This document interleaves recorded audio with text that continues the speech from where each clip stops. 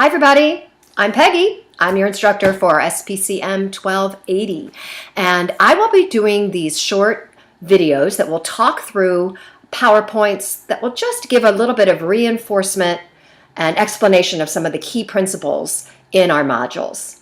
This first one is going to be on the model of communication as well as a few other essential principles.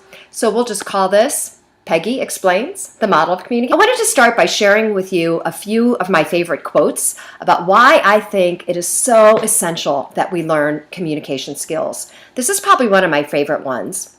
It talks about how, well, I'll give you a chance to read it.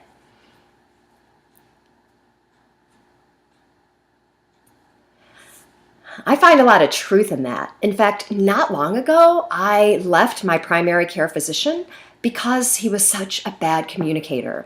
He stared at his laptop the entire time, never looked at me, never made me feel like he was listening to me. Even though he might have been, and he was actually a pretty smart person, I never felt comfortable, and so I found myself another doctor. He was probably really skilled, but he wasn't a good communicator.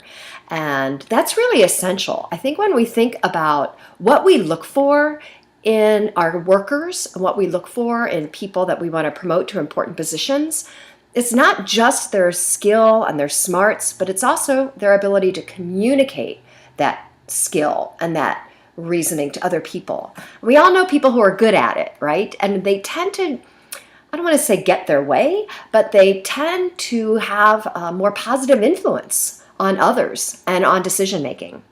I have a former student who works in occupational therapy. His name is Dr. Omar Ahmed. And Omar tells me that he goes to lots of conferences and presents papers. And he says, Peggy, I'm rarely the smartest person in the room, but I know how to sound like the smartest person in the room. I know how to answer questions. I know how to interact with people. And he says it's really promoted him in his career. So in all aspects of all of our lives, communication skills are so essential. I have a brother-in-law who works as a biochemist.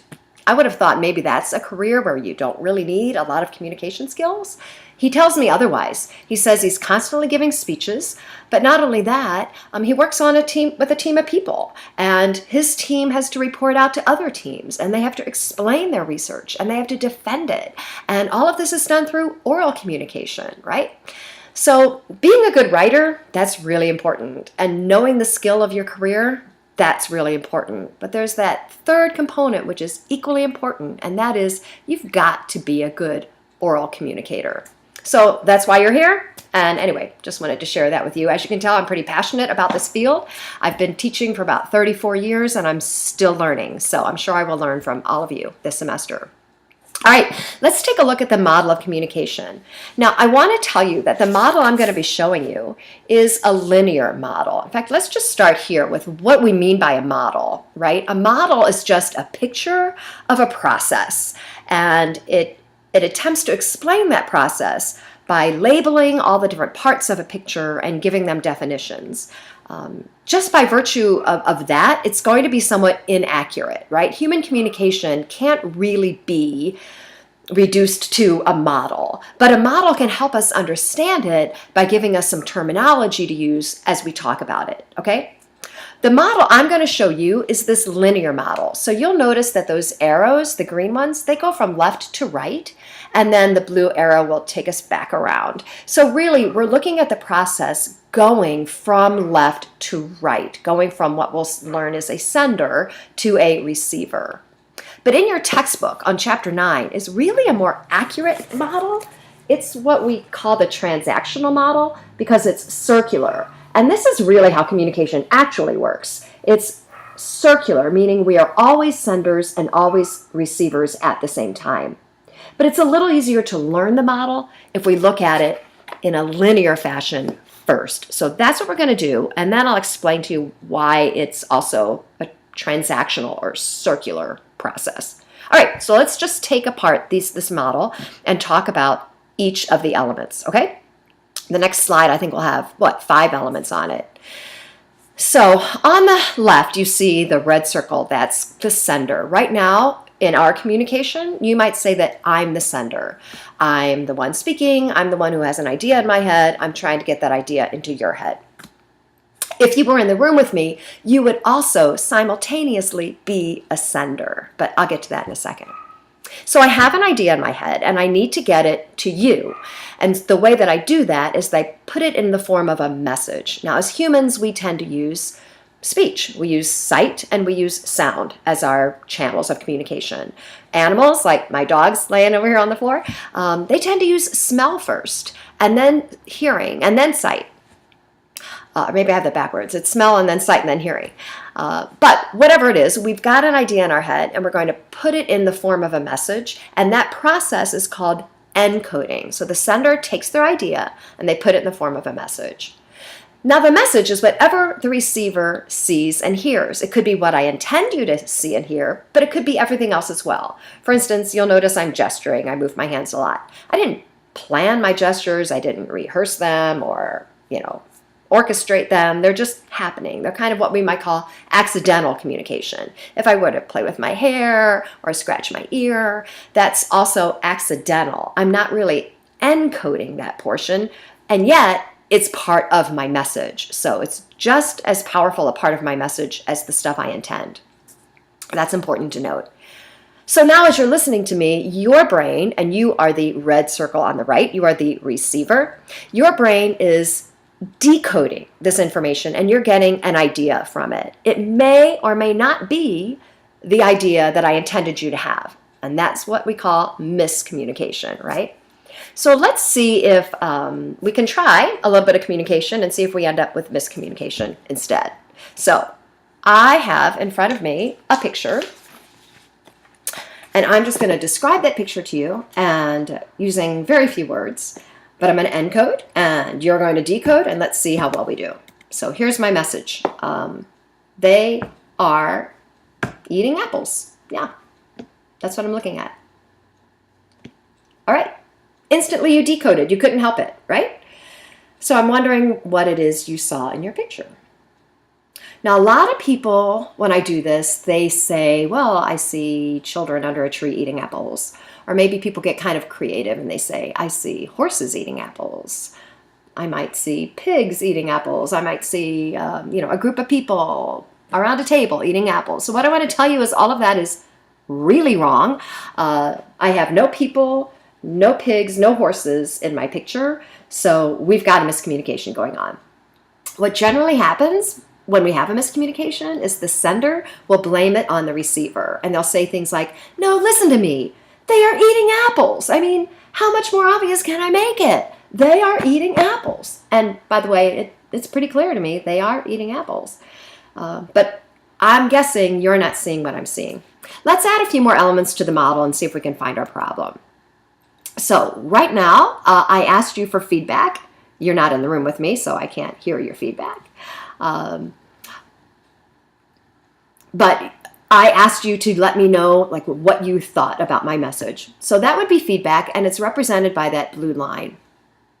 However, a lot of models will tell us there's really no such thing as separate feedback, that it's really just another process of encoding, message, decoding. So we'll call it feedback, but once the communication process has started, it's really just a circular, constant flow of communication back and forth. Now, channel means what form the message is taking. And like I said, most humans, we use sight and sound, but we also use distance, and we use touch, and we use smell, maybe intentionally or unintentionally. So we do use other channels as well.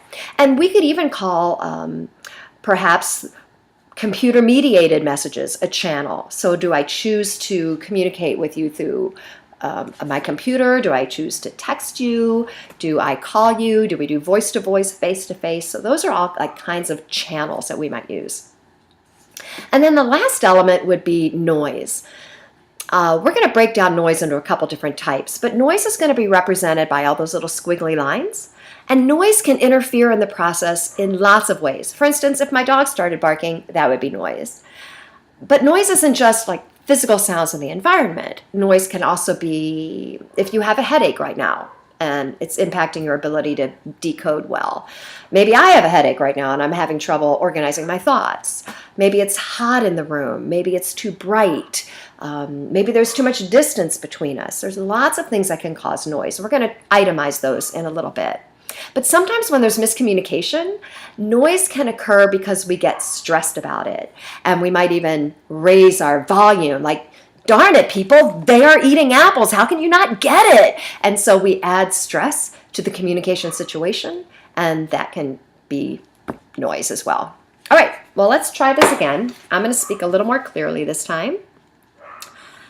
They are eating apples. All right, my guess is you're not really seeing much different than you had in your paper, and you might be feeling like the little child down in the corner screaming at me, I don't get it. So here's what I think might be happening in this scenario. See the red dotted line that kind of overlaps like this in the middle?